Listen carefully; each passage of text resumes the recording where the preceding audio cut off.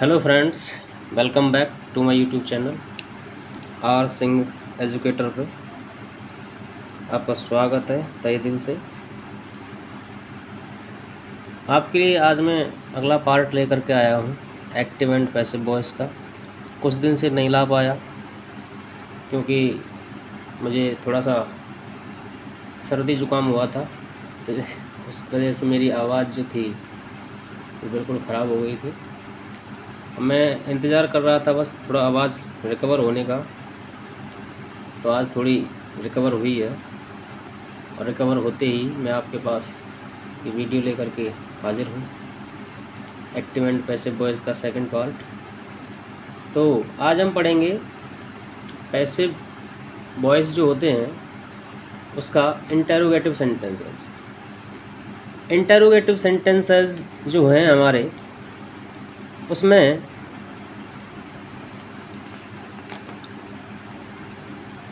उनके जो पार्ट हैं वो कितने प्रकार के होते हैं उनके बारे में हमें जानकारी होना पहले सबसे ज़रूरी है।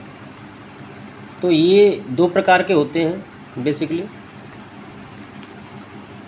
पहले हैं यस नो वाले क्वेश्चंस जिनको हम इंटरोगेटिव भी कहते हैं। मैंने जब आपके लिए टेंस कराए थे तब मैंने आपको बताया था एक यस नो वाले वाक्य होते हैं जिनको हम इंटरोगेटिव सेंटेंसेस भी कहते हैं। सेकंड टाइप होते हैं W H questions. W H questions भी मैंने बता दिए हैं आपके लिए पिछले भागों में। तो पहले टाइप के वाक्य हम करेंगे, सेंटेंसेस करेंगे यस नो क्वेश्चंस। इसका फॉर्मेट होता है हेल्पिंग वर्ब। हेल्पिंग वर्ब के साथ में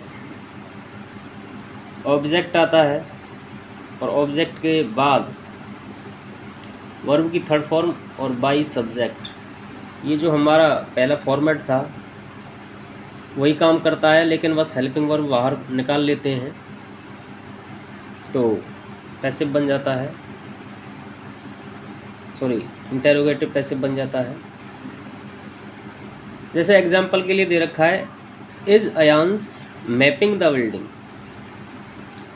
अब इसमें इज जो है हेल्पिंग वर्ब है, अयांस के हिसाब से आई है, और वर्ब जो है वो मैपिंग है, ये वर्ब है हमारी। और इसके बाद में जो दे रखा है ये द बिल्डिंग, ये ऑब्जेक्ट है हमारे पास।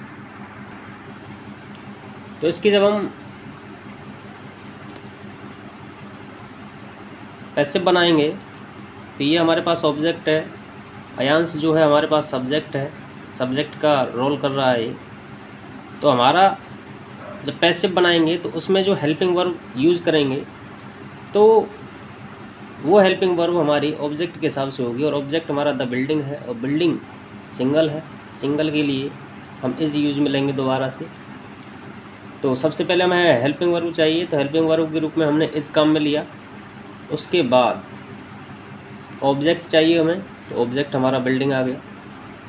उसके बाद में वी थर्ड चाहिए, लेकिन चूँकि ये जो सेंटेंस है हमारा प्रेजेंट कंटिन्यूअस में है, तो प्रेजेंट कंटिन्यूअस में जब मैंने आपके लिए पैसिव कराए थे तो मैंने बताया था कि आईएनजी वाली फॉर्म को जब हम वी थर्ड बनाते हैं तो आईएनजी की जगह या उसके लिए हम बीइंग का यूज़ करते हैं। तो यहाँ पे हमारा बीइंग आ जाएगा, और बीइंग के बाद में वी थर्ड के बाद में बाई सब्जेक्ट। इस प्रकार से हमारा पैसिव बन करके तैयार हो जाता है।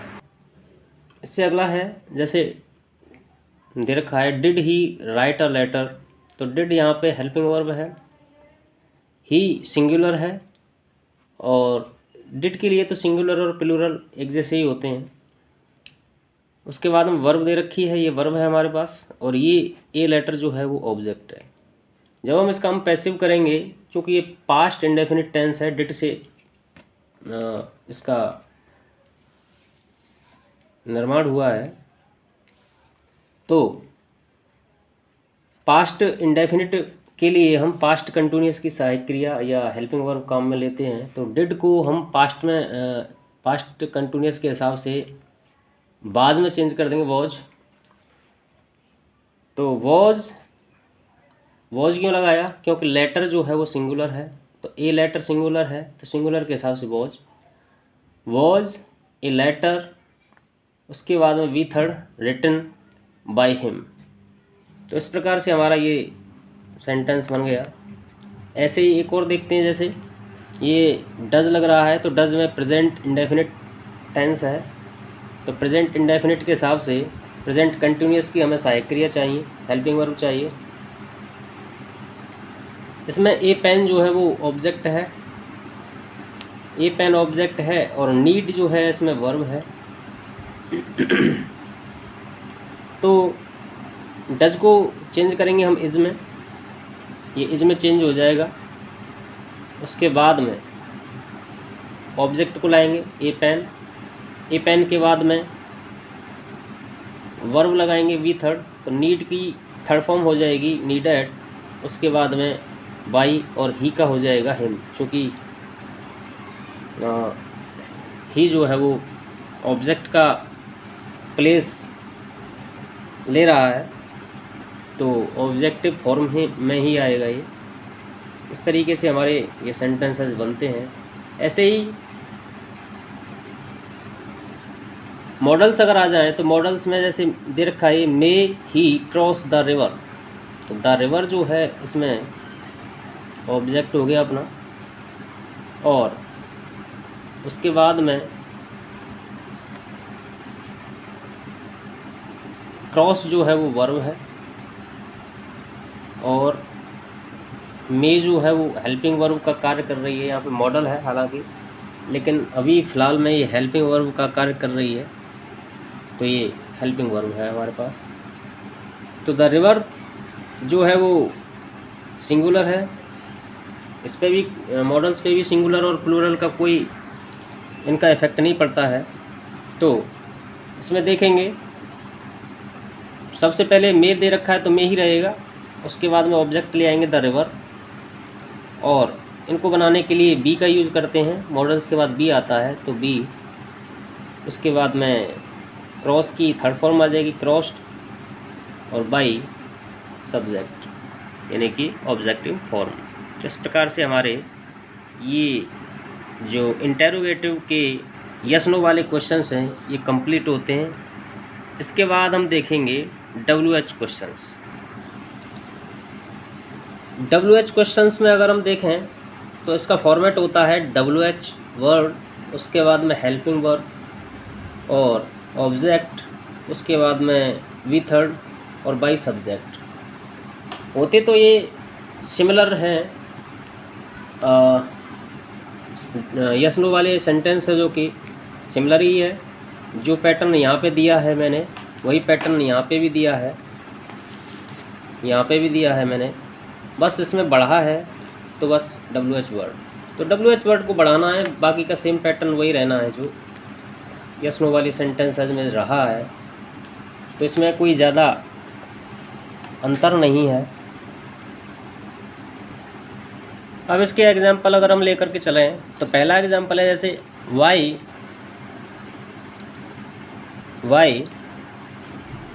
Have you broken the mirror. Mirror यहाँ पे ऑब्जेक्ट है और वाई जो है वो WH वर्ड है, हैव यहाँ पे हेल्पिंग वर्ब है,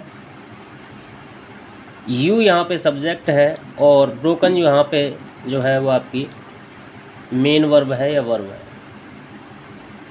जब आप इसका पैसिव करोगे तो जो हमारा WH वर्ड दे रखा है उसी WH वर्ड को हम यूज़ करेंगे। उसके बाद में हमारे पास में मैंने लिखा है हेल्पिंग वर्ब होनी चाहिए, तो हेल्पिंग वर्ब हैव दे रखी है, लेकिन हमारी ये हेल्पिंग वर्ब सब्जेक्ट के हिसाब से है, हमें अब ऑब्जेक्ट के हिसाब से चाहिए। तो ऑब्जेक्ट हमारा सिंगुलर है, तो सिंगुलर के हिसाब से हमारा हैज़ आ जाएगा। तो द मिरर जो है वो सिंगुलर है, मैंने बताया है, तो उसके हिसाब से हैज़ आया। उसके बाद में ऑब्जेक्ट रखा द मिरर। उसके बाद में हैज़ वाले जो सेंटेंसेस होते हैं परफेक्ट के हैं, प्रेजेंट परफेक्ट के, तो इनके जब हम पैसिव करते हैं तो प्रेजेंट परफेक्ट कंटिन्यूअस की सहायक क्रिया या हेल्पिंग वर्ब यूज़ करते हैं। तो हैज़ के साथ में हैज़ बीन आता है, तो बीन यहाँ पे आ जाएगा। बीन के साथ में वी थर्ड आ जाएगी ब्रोकन, और उसके बाद में बाई सब्जेक्ट। अगर आपको पर्टिकुलर करने हैं कि भाई हमें प्रत्येक टेंस के चाहिए, तो आप प्रैक्टिस कर सकते हैं यहाँ पे प्रत्येक टेंस की सहायक क्रिया यूज करते हुए और WH वर्ड यूज करते हुए। हेल्पिंग वर्ब चेंज करनी है बस आपको, या फिर वर्ब चेंज करनी है, बाकी के सारे के फॉर्मेट ऐसे ही रहेंगे जो मैंने लिखा है, ये कॉमन है। इसके बाद में अगला सेंटेंस है वाट डिड ही ब्रेक। अब यहाँ पे WH वर्ड तो हमारा वाट हो गया, उसके बाद में हेल्पिंग वर्ब डिड हो गई, उसके बाद में ये सब्जेक्ट है और ये वर्ब है। अब इसमें ऑब्जेक्ट नहीं है, हालांकि पैसिव जो है बिना ऑब्जेक्ट के होता नहीं है, लेकिन WH वर्ड वाले सेंटेंसेस में कभी कभी पैसिव बिना ऑब्जेक्ट के भी हो जाता है, जैसे इसमें हुआ है।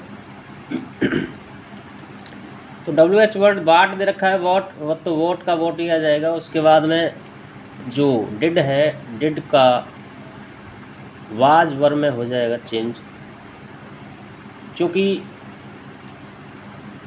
यहाँ पे सिंगुलर मानते हुए ऑब्जेक्ट को वॉज लगाया है, तो वॉज, और उसके बाद में ब्रेक का कर दिया है ब्रोकन, और बाई सब्जेक्ट या बाई ऑब्जेक्टिव सब्जेक्ट हमने लगा दिया है। इस प्रकार से इसके ये WH वर्ड वाले सेंटेंसेस होते हैं।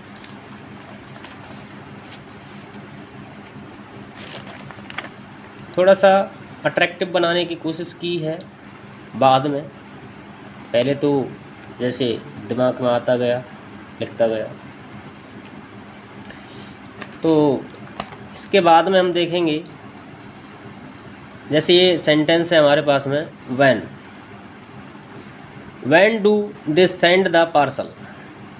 अब यहाँ पे द पार्सल जो है वो ऑब्जेक्ट है, ये WH वर्ड है। व्हेन माने होता है कब। यहाँ पे डू डज यानी प्रेजेंट इंडेफिनिट टेंस की हेल्पिंग वर्ब यूज की गई है, और उसके बाद में दे रखा है दे। ये क्या है, हमारे पास सब्जेक्ट है। सेंड जो है वो वर्ब है, तो जब हम इसका पैसिव करेंगे तो WH वर्ड ऐसा ही रहेगा व्हेन। उसके बाद में डू डज हो जाता है, इज RM चेंज तो इज हो जाएगा। इज कैसे हुआ, पार्सल के हिसाब से हुआ। पार्सल क्या है, सिंगुलर है, तो इज द पार्सल। सेंड का हो जाएगा सेंट बाई देम। जैसा कि मैंने आपसे बताया था, एक्टिव एंड पैसिव क्या, जो भी ग्रामर है आपकी, जो मैं आपके लिए करा रहा हूँ, जो भी हम साथ में सीख रहे हैं, वो आपके लिए कहें कि इजी टू मॉडरेट कराई जाएगी, जो आपकी कॉम्पिटिटिव लाइन में भी काम आएगी, यूज में ले सकते हो। तो एडवांस लेवल तक कराएंगे, बेफिक्र रहें, डोंट वरी। आगे देखें, मैंने एक इस कॉर्नर पे लिखा है कि अगर एक्टिव में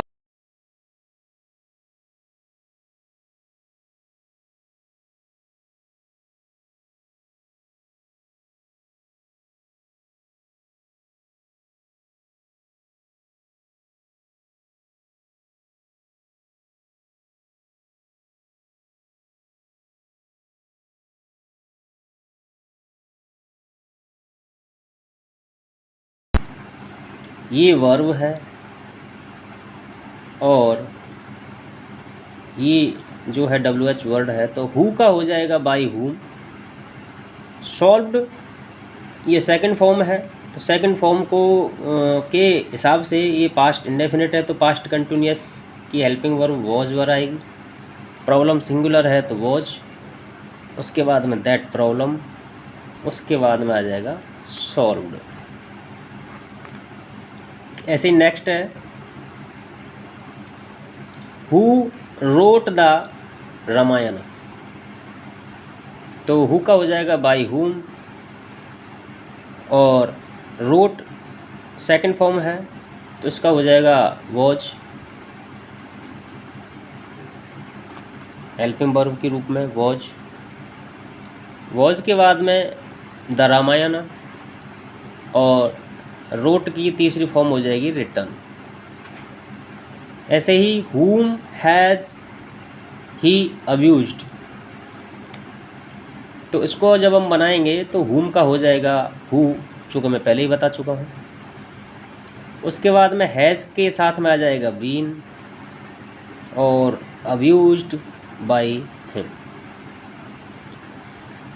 इसके बाद में आप देखेंगे मैंने अगला टॉपिक लिखा है पैसिव विदाउट एजेंट।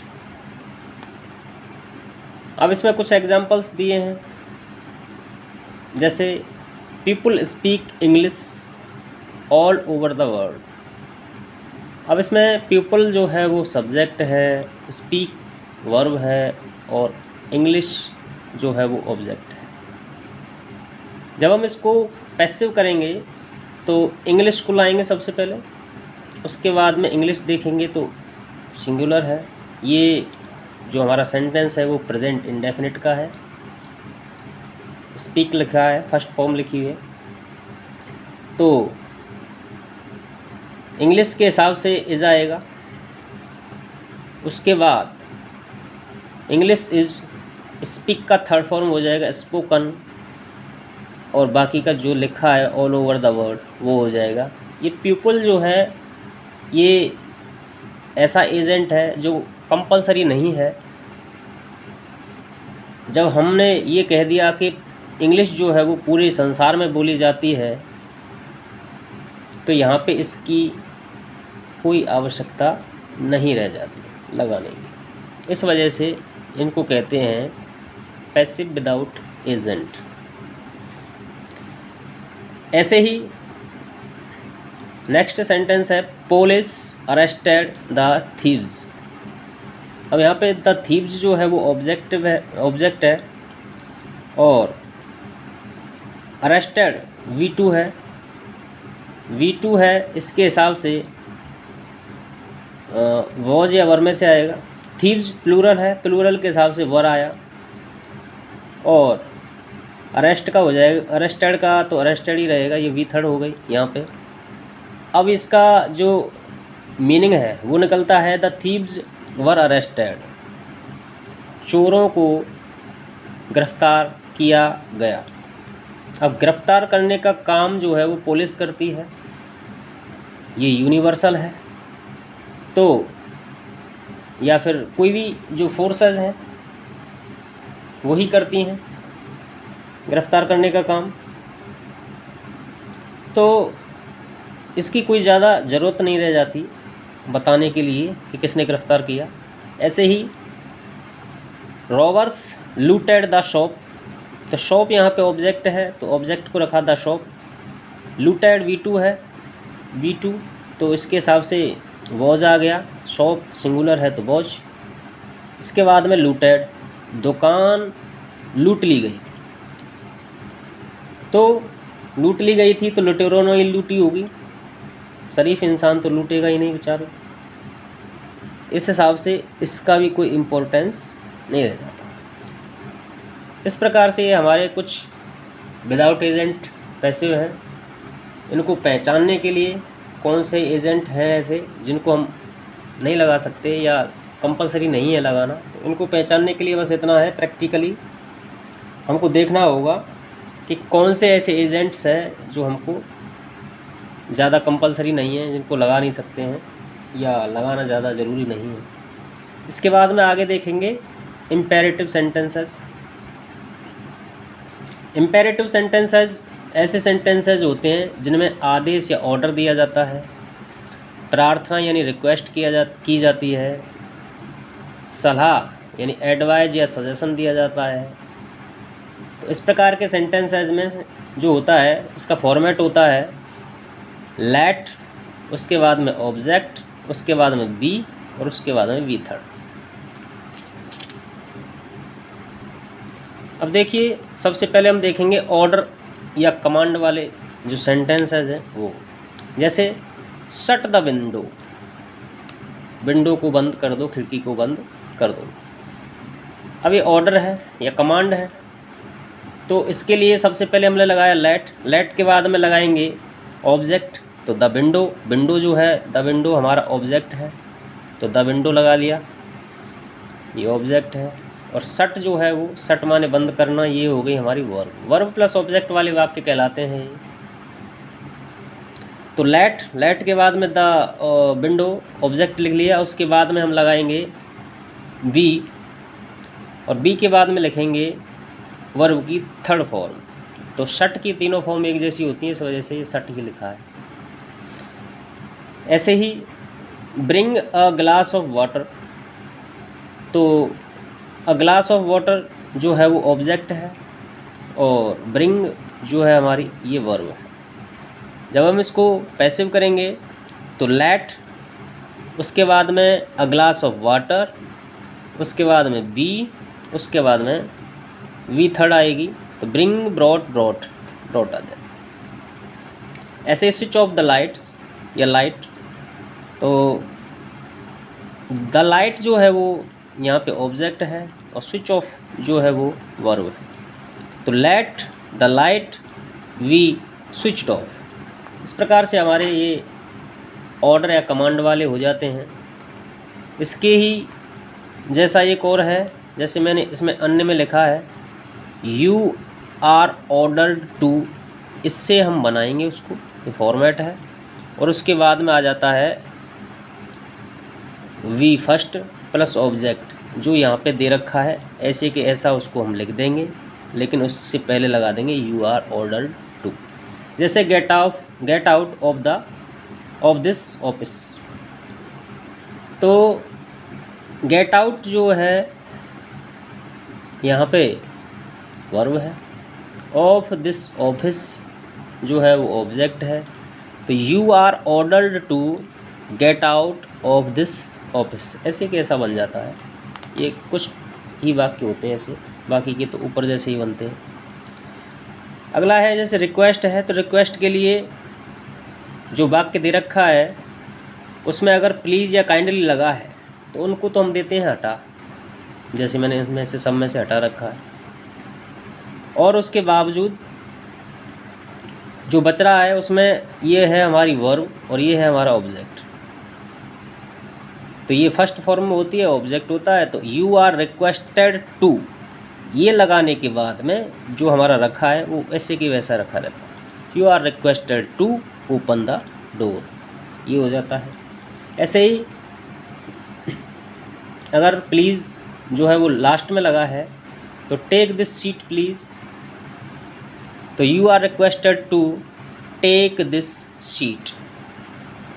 ऐसे ही अगर नॉट या नेगेटिव सेंटेंसेस आते हैं इनमें तो प्लीज़ हट जाएगा, उसके बाद में यू आर रिक्वेस्टेड। ये जो नॉट है ये पहले आ जाता है, नॉट टू डिस्टर्ब मी, ये जो डू है ये हट जाता है। इसके बाद में सजेशन वाले वाक्य आते हैं, तो इसमें इसका फॉर्मेट होता है सब्जेक्ट, उसके बाद में शुड बी, उसके बाद में वर्ब की थर्ड फॉर्म। अब सब्जेक्ट जैसे ये दे रखा है हेल्प द डिसेबल्ड, तो जो डिसेबल्ड है ऑब्जेक्ट है हमारा, तो ऑब्जेक्ट उसके बाद में शुड भी आ जाएगा, तो शुड भी, और हेल्प की हो जाएगी हेल्प्ड। तो ऑब्जेक्ट मान के चलो, उसको बाई मिस्टेक सब्जेक्ट हो गया, इसको ऑब्जेक्ट करो। तो the disabled should be helped, listen to me, तो ऐसे ही इसको करेंगे तो ये ऑब्जेक्टिव फॉर्म में है। ये जब सब्जेक्ट का प्लेस लेगा तो ये सब्जेक्टिव रोल में आ जाएगा, तो मी का हो जाता है आई, तो I should be listen to, listen का लिसन हो जाएगा या लिसन हो जाएगा। लव द किड्स, तो the kids should be loved. ऐसे ही एडवाइस वाले हो जाते हैं, तो एडवाइस वालों में यू आर एडवाइज टू के बाद में वी फर्स्ट आ जाता है। तो वर्क हार्ड, ये एडवाइस दी है किसी ने, वर्ब है, तो इसकी बनाएंगे you are advise to work hard. Be careful, कोई परवाह करता है तो you are advise to be careful. तो इस प्रकार से आज के हमारे कुछ वाक्य थे, कुछ सेंटेंसेस थे एक्टिव पैसिव के, वो हमने आज डील किए। इसी प्रकार से अपना साथ बनाए रखें, सपोर्ट करें, चैनल को सब्सक्राइब करें, अगर पसंद आते हैं तो वीडियोस लाइक करें वीडियो को और शेयर करें सबसे ज़्यादा, जिससे कि और भी आपके साथीगण मुझसे जुड़ सकें और उनकी भी कुछ हेल्प हो सके मेरे द्वारा। Thank you for watching.